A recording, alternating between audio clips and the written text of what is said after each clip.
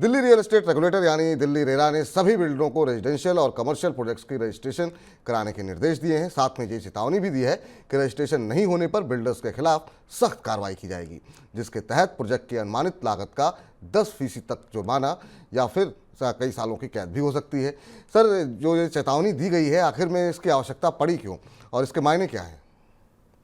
विपुल, ये आश्चर्य की बात है कि रेरा को बना इतना समय हो गया है, पर दिल्ली में बिल्डर आज भी अपने प्रोजेक्ट्स का रजिस्ट्रेशन नहीं करा रहे हैं। और दिल्ली के रेरा को ये कहना पड़ा कि अगर बिल्डर अपने प्रोजेक्ट्स उसके पास रजिस्टर ही नहीं कराएंगे तो उनके खिलाफ कार्रवाई होगी। इसका मतलब ये है कि दिल्ली और दिल्ली के आसपास के इलाकों में जो प्रोजेक्ट बन रहे हैं उन पर रियल एस्टेट रेगुलेटर का, जो कि बड़ी संस्था थी और जिसकी जिम्मेदारी है कि सारे स्टेक होल्डर्स के हितों को सुरक्षित रखा जाए, वो उसका उसका बस दिल्ली के बिल्डर्स पर नहीं चल रहा है। दिल्ली के रेगुलेटर ने फिर यह बात कही है कि 3 अलग अलग तरीके के प्रोजेक्ट हैं जिन्हें रजिस्टर कराना जरूरी है, और इन्हें जानना उन सारे लोगों के लिए भी आवश्यक है जो मकान खरीदते हैं, प्लॉट खरीदते हैं, कमर्शियल प्रॉपर्टी खरीदते हैं। उन क्यों रेरा में रजिस्ट्रेशन जरूरी है, और अगर वो ऐसे किसी प्रोजेक्ट में खरीदारी कर रहे हैं या लेने जा रहे हैं तो ये ध्यान रखें कि वो प्रोजेक्ट रेरा में रजिस्टर होना चाहिए।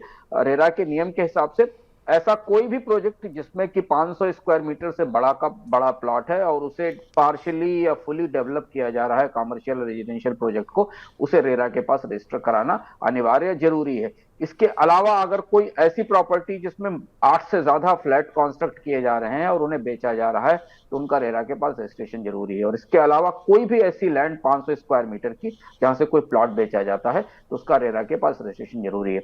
अब रेरा को यह बात चेतावनी के लहजे में कहनी पड़ी है कि अगर बिल्डर प्रोजेक्ट रजिस्टर नहीं कराएंगे तो उनके खिलाफ कार्रवाई होगी।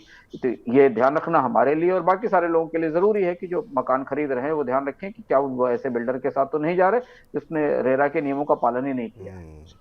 तो ये बहुत ज़रूरी है, क्योंकि कल को अगर कोई शिकायत होती है तो अगर आप रेरा के पास जाते हैं और पहले से ही अगर रजिस्ट्रेशन नहीं है तो आपके लिए ही मुश्किलें बढ़ सकती हैं।